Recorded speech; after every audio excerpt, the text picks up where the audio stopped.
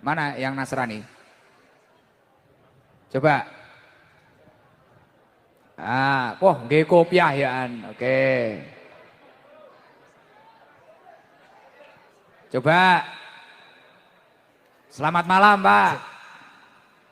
Selamat malam, Gus Idam. Ya, namanya siapa? Saya Indra Sudafi Sandri.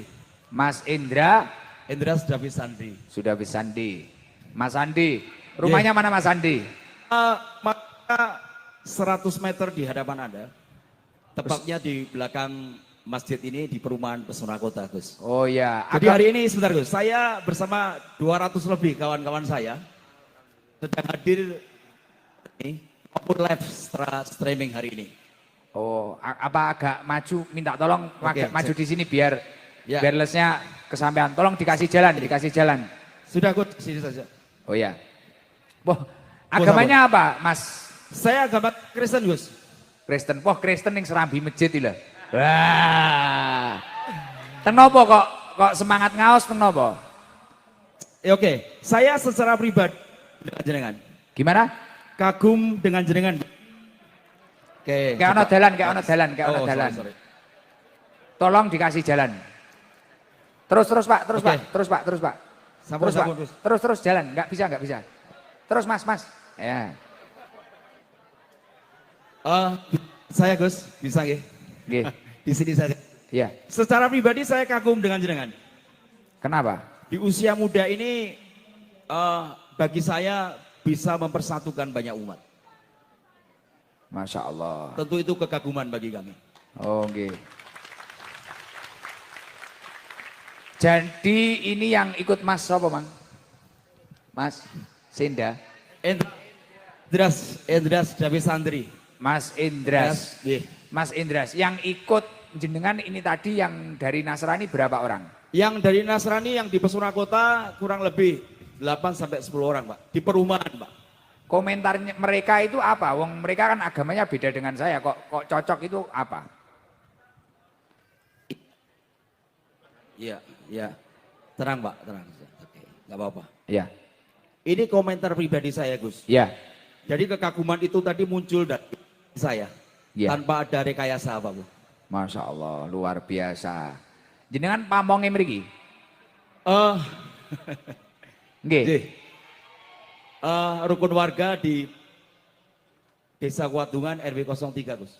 Oh iya, luar biasa, luar biasa. Berarti sering mengikuti video-video saya?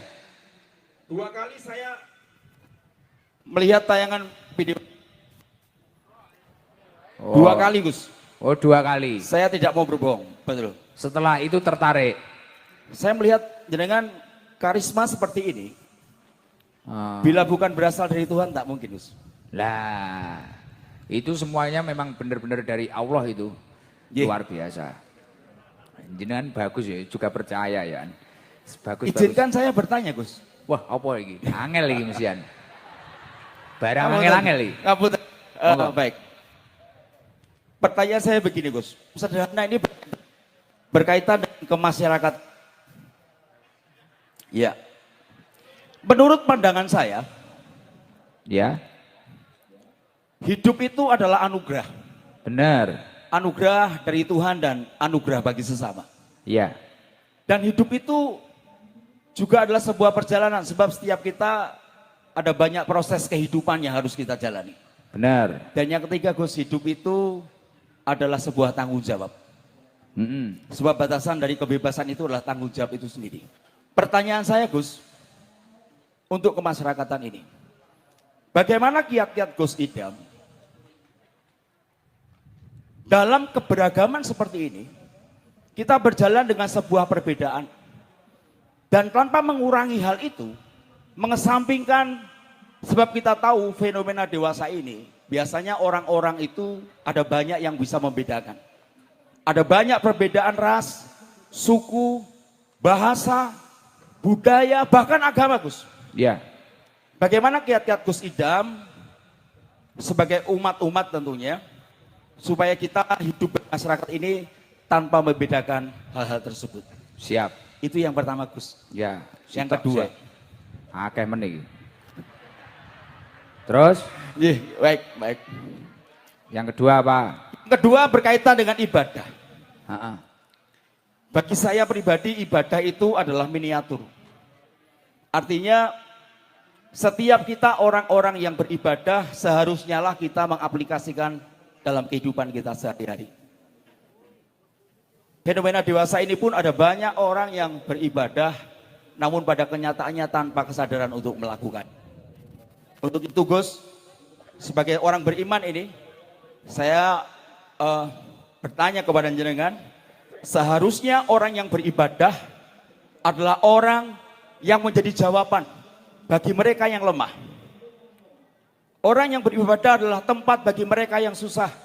Orang yang beribadah adalah tempat bagi mereka yang membutuhkan. Pertanyaan saya Gus, kiat-kiat apa dari jenengan supaya ibadah yang kita lakukan seperti ini menjadi barokah bagi kita semua. Rahmatullah wabarakatuh. Semoga rahmat Tuhan memberkati kita semua. Oke, terima kasih Mas Andreas. Sebelum saya jawab, dapat bingkisan dulu Mas Andreas. Sama uang saku. Kita itu muslim loman ini. Terima kasih Gus. Nah, khusus untuk sahabat Nasrani kita kasih 400.000. Wah. Dari Bapak Haji Slamet. Ude Mugio lancar. Amin, amin. Oke. Sampaikan terima kasih Pak Lurah juga Gus. Ya. Beliau yang selalu memonitorir saya. Siap. Di belakang jenengan ke sebelah kiri. Ya. Salam dari Pak saya. Lurah. Siap. Oh pakai jas kayak saya. Oh, saya kira takmir sini Pak Selamat Kiai. malam Gus, Gus berkati. Oke, malam Mas Andreas. Oke. Wes, iki tak jawab ya. Nah. Pun mikir rada jelas tapi ra apa-apa. Diamankan Pak, diamankan mikir. Nah, wis gen pinarak ning kono, kak ono gen. Lho gen linggo, aja kon ngadeg mesakne. Nah, pun duduk aja Pak. Ya, silahkan pinarak teng masjid kula niki. Ae dhewe ra melok mbangun melok duwe, iya ta? Penake ae dhewe kan ngono kuwi.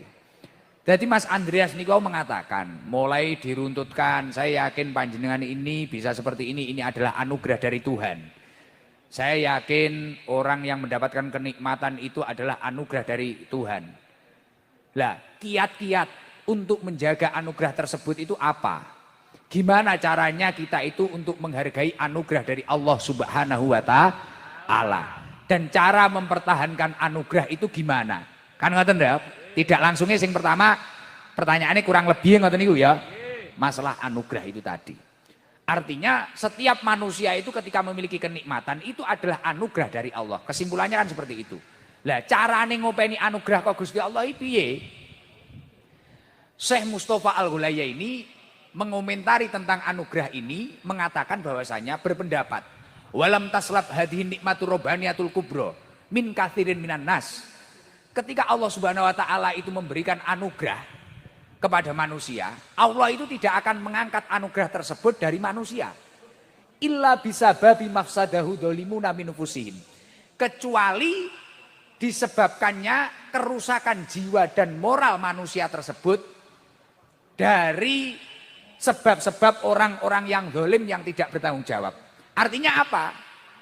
Jadi pomo uang dikei anugerah sugih, uang dikei anugerah derajat, uang dikei anugerah pangkat. Anugerah-anugerah ini tidak akan diangkat oleh Allah ketika orang tersebut tidak terkena mafsadah, kerusakan, mafsadah dolimuna min nufusihim yang disebabkan orang-orang yang dolim yang tidak bertanggung jawab. Maka dari itu saya dari tadi mengatakan gimana kita itu bisa menyibukkan diri kita dalam hal yang positif. Piye carane awake dhewe iki nyibukne uripe awake dhewe karo hal sing positif. Kowe isomu apa semisal kaya tukang syuting ngeten iki. Kowe nyotingo sing apik, video-video sing apik, siarno agama iki sing apik. Gus iso kula masak, piye duwe kelebihan masak imang kok gunakne nggih apik. Sakliyane sampean ya kerja dodolan, kadang ya sedekah panganan, apa Jumat berkah apa-apa. Nah, ini termasuk mempertahankan anugerah dari Allah. Nah, ketika seseorang itu dinaikkan derajatnya, padahal itu anugerah dari Allah, tapi kok dia itu nggak kuat karo derajat nek bahasane wong jong biru, ya toh? Nggak kuat karo derajat pripun? Akhirnya terkena mafsadah, kerusakan, duitnya akeh, tuku mobil, akhirnya kena kerusakan. Kerusakane napa kena pengaruh. Wah, mari duwe mobil malih ngrentengi cewek. Mari duwe dhuwit ngombene ora banyu putih. Malih botolan. Mari napa? Lah, ketika wong kuwi mang kena mafsadah ngoten niku, secara otomatis miturut ulama-ulama terdahulu, anugerah kenikmatan itu tadi yang berupa apapun itu akan dicabut oleh Allah. Pomo sugih ya iso bangkrut, pomo duwe pangkat ya iso cepot. Bahkan kadang dhuwur pangkate dhuwur, moro-moro enek kasus KPK, ambruk. Lah krana kenek mafsadah niku wau. Lah mila awake dhewe ngaji kumpul wong soleh. Makanya di siiran tombok ati tadi, tombok ati enek 5 salah satunya berkumpul dengan orang yang soleh.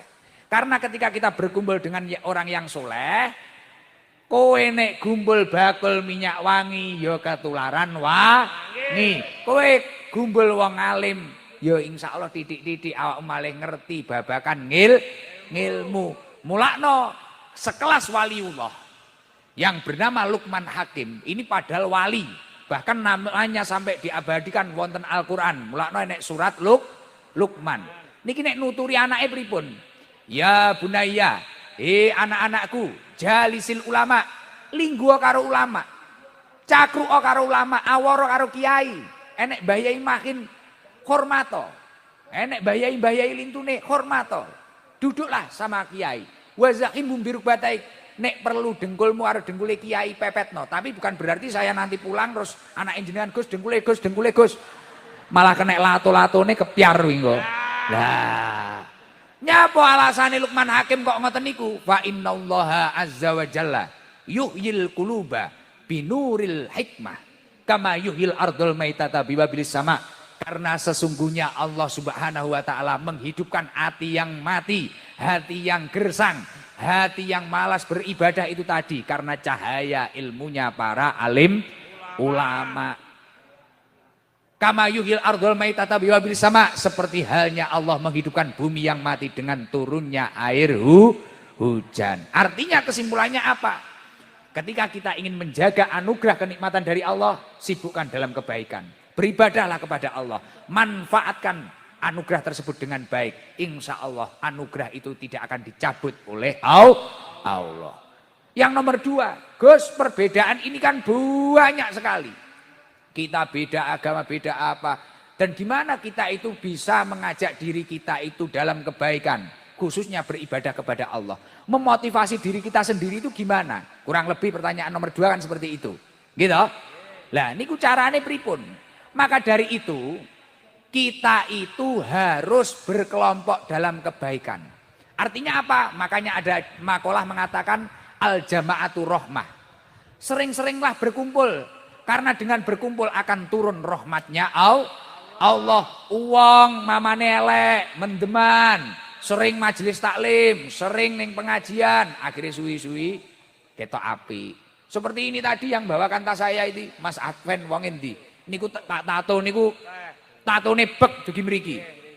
Istrinya baru menjadi mualaf beberapa bulan yang lalu. Istrinya yang Islam kan istrinya Gus Kausar ning Jazil, nih Pak Tato. Hari-harinya dulu waktu ngopeni anjing Gus Jalal niki nggih semerep, ngopeni anjing, anaknya juga sekolah di nganu. Karena sering gumbel dengan kiai itu tadi.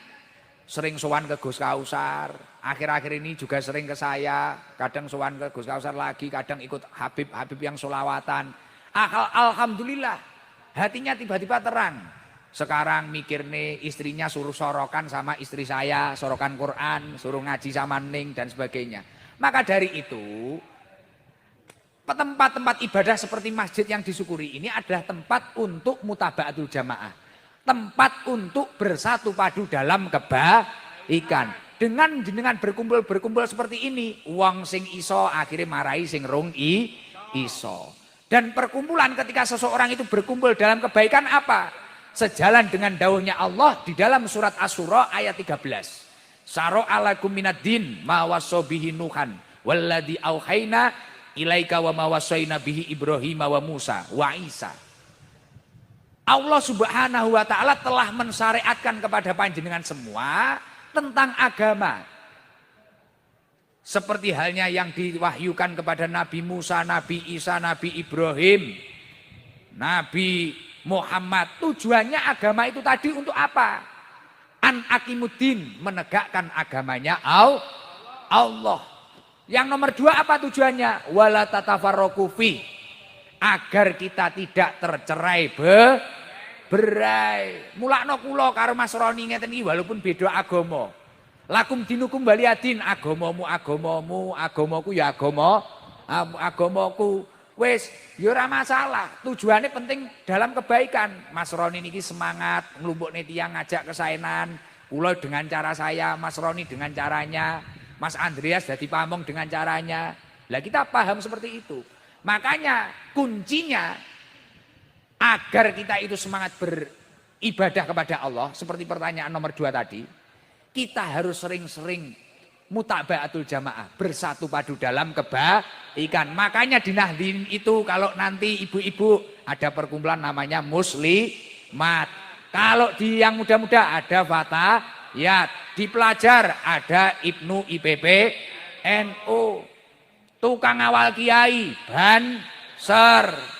Akhirnya wes karena perkumpulan-perkumpulan tersebut akhirnya menjadi semangat beribadah kepada Allah. Sejalan dengan apa yang didawuhkan Ibnu Athaillah As-Sakandari di dalam kitab Hikam, la tashab man la yunhiduka khaluhu wa la yadulluka 'alallahi maqaluhu. Ojo kekancan karo wong sing tingkae lan ucapane ora gerakne dateng Gusti Allah. Mulakno nek pengen semangat ngibadah kados atore Mas Andreas, walaupun kita itu banyak perbedaan, bertemanlah dengan orang yang tingkahnya dan ucapannya menggerakkan kepada Allah Subhanahu wa taala. Insyaallah nek jenengan iso nglakoni niku, jenengan rukun, arep kancamu wong Kristen, kancamu wong Nasrani, jenengan wae ngibadah ya konsisten ngibadah. Arep kancamu pembisnis, dodolan niki, jenengan bisnisnya warung, ya jenengan konsisten panggah warung. Insyaallah ngoten niku. Mila ya Allah, perkumpulan iki perkumpulan ingkang barokah. Nyuwun sewu niki mumpung enek hadroe yo persiapan. Jajal sing teng wingking, sing ning lor, ning kidul, ning ngarep-ngarep iki kabeh.